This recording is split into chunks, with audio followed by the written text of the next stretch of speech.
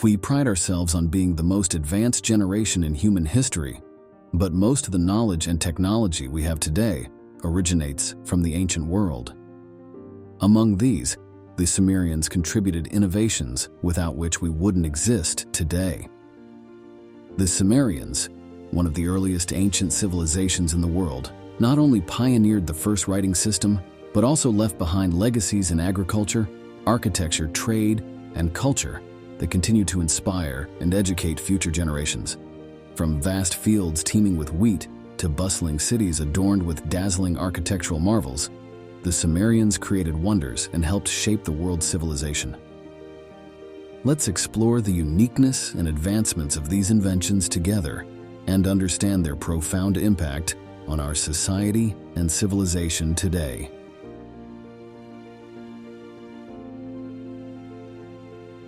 The region of Mesopotamia, situated between the two great rivers, the Tigris and the Euphrates, now within the territory of Iraq, is known for its flat terrain and warm climate, attracting the settlement of many tribes and peoples since ancient times. Among them, the Sumerians are regarded as the first to settle and develop civilization in Mesopotamia. Around 3500 BCE, the Sumerians devised the first writing system in human history, known as cuneiform, or wedge-shaped script. This laid the foundation for the development of Mesopotamian civilization and played a crucial role in recording and transmitting knowledge and information across generations. The term cuneiform, derived from the Latin word cunucu, meaning wedge-shaped piece of wood, reflects the shape of the characters in this writing system, resembling wedge-shaped pieces of wood. Cuneiform was written using a stylus, a pointed tool made of bronze or wood, to make impressions on a soft clay tablet. Characters were formed by pressing the stylus into the clay, creating wedge-shaped impressions. One of the most important documents for understanding cuneiform in the Sumerian language is the lexical lists. These are tablets that record the characters and their corresponding sounds, facilitating the decoding of cuneiform texts. These lexical lists also provide us with a deeper insight into the language and culture of these Sumerians. Before the advent of cuneiform, the Sumerians used other forms to record information and knowledge. One of the earliest forms was the use of seals to mark clay tablets. However, this method could not represent abstract concepts and was unsuitable for writing complex texts.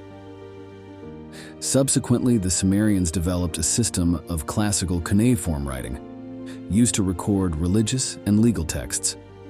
However, pre-classical cuneiform could not represent sounds and concepts, only simple words.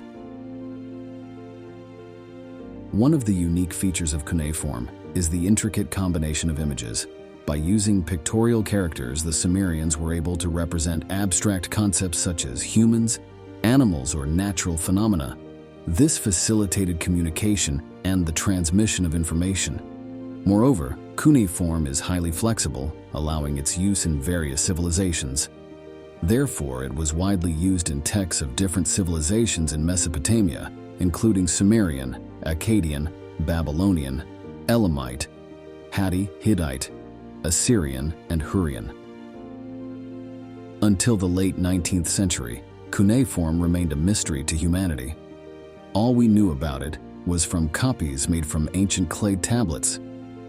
However, in 1857, the British archaeologist Henry Rawlinson successfully deciphered a cuneiform inscription from Mesopotamia called the Behistun inscription, consisting of over 200 lines. This was a crucial first step in deciphering cuneiform. Thanks to the decipherment of cuneiform, we can understand more about the history and culture of humanity. Cuneiform texts have provided us with information about the lives, religions, laws, and many other aspects of ancient civilizations. This has given us a deeper understanding of the past and the development of humanity. Furthermore, cuneiform is also used in archaeology and the reconstruction of ancient sites. Understanding the meaning of cuneiform characters has enabled us to read and understand texts on ancient clay tablets, thereby uncovering important information about the lives of people living thousands of years ago.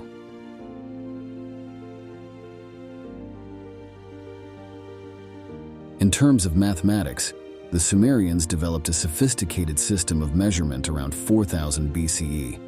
This advanced system led to the emergence of arithmetic, geometry, and algebra. From around 2600 BCE onwards, the Sumerians inscribed numerous multiplication tables on clay tablets and were capable of solving geometric and division problems. The earliest traces of Babylonian numerals also date back to this period.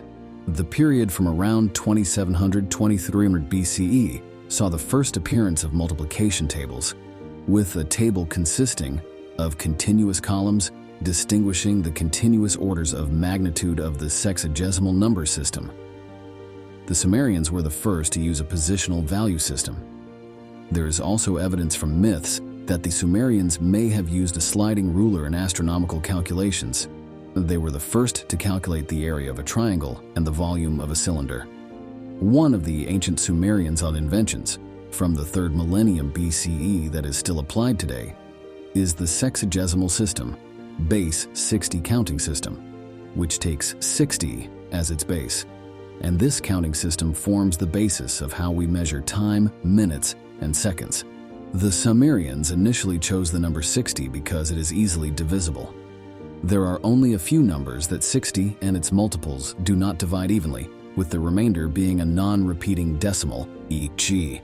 1333, a concept that the Sumerians could not deal with at the time. The land of the Sumerians was conquered by the Akkadians around 2100 BCE, followed by the Amorites, also known as the Babylonians, around 1800 BCE. Each occupied power also applied a simple sexagesimal counting system and incorporated it into their own mathematics.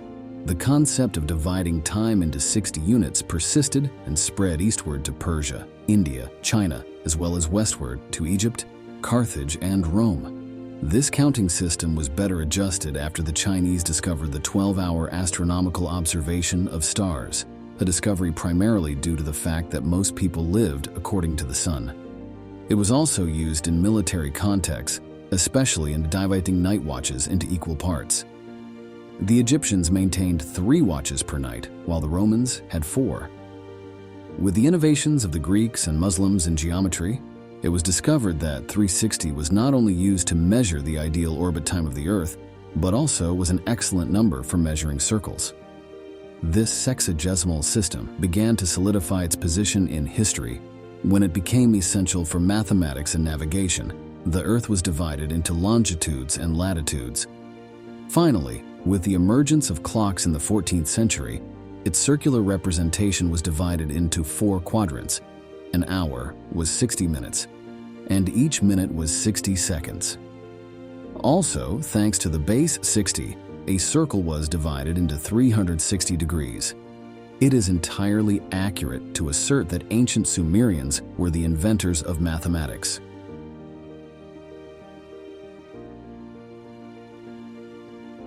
In ancient Sumerian society, like in most civilizations at the time, illness was considered a punishment from the gods, and to treat it, prayers and sacrifices were made. However, the tools they used to perform these rituals were often medicinal in nature. Physicians were placed in the most respected and educated class in their civilization.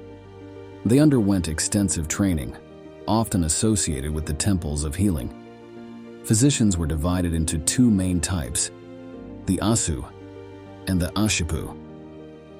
The Asu practiced therapeutic medicine, including treatment with herbs and surgery. In contrast, the Ashipu treated based on supernatural phenomena such as divination and superstition. According to the Code of Hammurabi, the Ashipu was further divided into Baru, seers, who had the ability to predict diseases, and Ashipu, who used incantations to ward off evil spirits and communicate with gods. While both types of physicians coexisted during that time, there seems to have been little competition between them.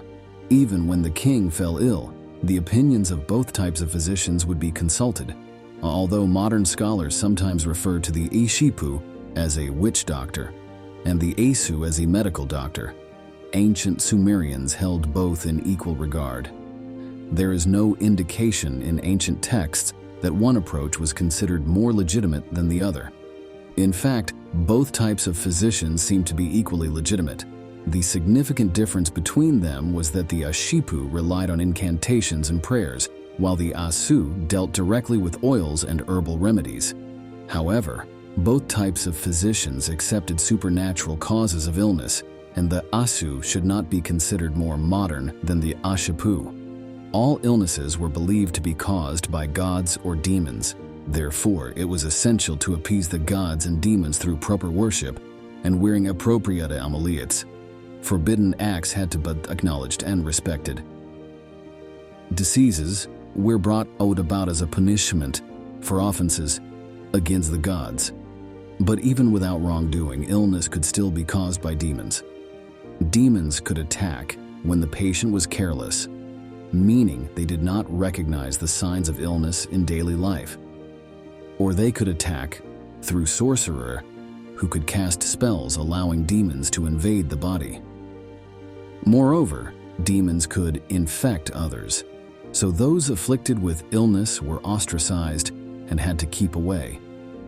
Different gods and demons caused different diseases, and attention was paid to signs, including celestial phenomena, dreams, observation of flickering flames, the spreading of oil drops on water, the presence of animals or colors, etc., to identify the cause and prognosis of the disease. They had little significant knowledge of anatomy or physiology, and dissection of humans or animals for scientific reasons was not performed. However, they made efforts to study the organs and functions of domesticated animals, such as livestock, to understand anatomy and how each organ worked, to provide them with knowledge of what could be done to improve their medical practice. Not Asu and Ashipu often visited patients' homes to give advice on proper management. They noted significant signs along the way and in the patient's room, but also paid attention to the patient's condition and symptoms, systematically from head to toe. Overall, the conditions were generally vague, and identification relied mainly on divination, omens, dreams, etc., but also on direct observation. Diseases were monitored daily, and simple prognoses were made. When diagnosing, it was crucial to accurately determine which demon caused this disease, as well as why the demon acted. This directly affected the prognosis of the disease. The main purpose of treatment was to remove the demon or evil spirit causing the illness, or to appease the angry gods. After identifying the cause through divination, rituals such as incantations and wearing amulets were performed. If it was due to a demon, the Ashipu would exorcise it. Herbal treatment options would be prescribed with a variety of medicines. According to ancient texts found, the main medicinal materials of Sumerian physicians were herbs, minerals, and salts. They often ground them and mixed them with water, beer, wine, or honey to help the patient swallow. Furthermore, Sumerian physicians emphasized cleanliness. They always advised patients on personal hygiene, regular living conditions, and never forgot to wash their hands before examining patients or performing minor surgeries. Surprisingly, Sumerian surgery was quite advanced. They knew how to use a reed to deal with fluid and urinary tract problems. A piece of clay was found that described the process of draining excess fluid from the liver by making an incision between the third and fourth ribs. Another piece instructed drilling the skull to relieve pressure. In Sumerian society, physicians were highly respected. In return, they were very responsible and willing to take responsibility for negligence. Today, all doctors are familiar with the Hippocratic Oath. Interestingly, the principles in this oath all originate from Sumerian laws and medical practices.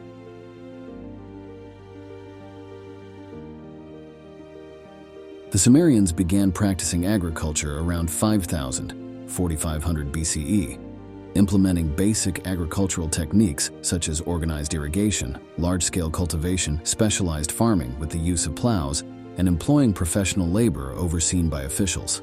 The need for management in agricultural activities led to the development of writing around 3500 BCE. During the early Uruk period, primitive pictographs show that sheep, goats, cattle, and pigs were domesticated. They used oxen for heavy labor and donkeys as the primary means of transportation. while clothing and blankets made of wool or animal hair. Beside the house was a fenced garden for growing trees and other plants. Barley and possibly other grains were sown in fields, and the shaduf water-lifting device was used for irrigation. Plants were also grown in pots or troughs. They cultivated barley, lentils, peas, emmer wheat, barley, leeks, onions, garlic, spinacas, and dates. The Sumerians caught various types of fish, hunted game, and domesticated fowl. The Sumerians were one of the first societies to consume beer. Abundant cereal grains were the main ingredients for early beers. They brewed various types of beer from barley, emmer wheat, and mixed cereals. Brewing beer was an important activity for the Sumerians. In the Epic of Gilgamesh, Enkidu became acquainted with food and beer from Gilgamesh's people. He drank beer as it was the custom of the land. He drank 7 cups of beer. Then he became lively and sang happily. Sumerian agriculture relied heavily on irrigation. Irrigation was carried out using shadufs, water-lifting devices, canals, ditches, dugouts, dams, and reservoirs. The frequent floods of the Tigris River, and less frequently of the Euphrates River, necessitated regular maintenance of the canals to dredge silt and replace stakes. Stone revetments. The government required citizens to perform labor on the canals, although the wealthy could pay to be exempted from this obligation. As known from the Sumerian Farmer's Almanac, after the floods during the spring equinox and Akitu, New Year festival, farmers would dam water from the canal to flood the fields and then drain it. They would then use oxen to tread the fields and weed, using a hoe to till the soil. After drying, they plowed, harrowed, and hoed, breaking up clods with a hoe before sowing seeds. They even knew how to attach seed pouches to the plow to reduce the labor of sowing seeds. Unfortunately, the high rate of water evaporation led to increasing salinization of the soil. By the Ur III period, the people had transitioned from barley to barley, a salt-tolerant crop, as the primary cereal crop.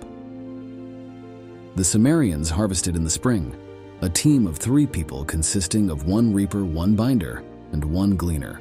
The farmers would then use an ox-drawn threshing machine to separate the grain from the straw, and then use a cart to grind the grain. To separate the grains from the husks, they winnowed the mixture to separate the grain and chaff. What do you think of these great inventions? Were the Sumerians perhaps the most intelligent ancient people? Please leave your comments below, and don't forget to subscribe too. Join me on further exploration of this ancient journey. Thank you for your attention.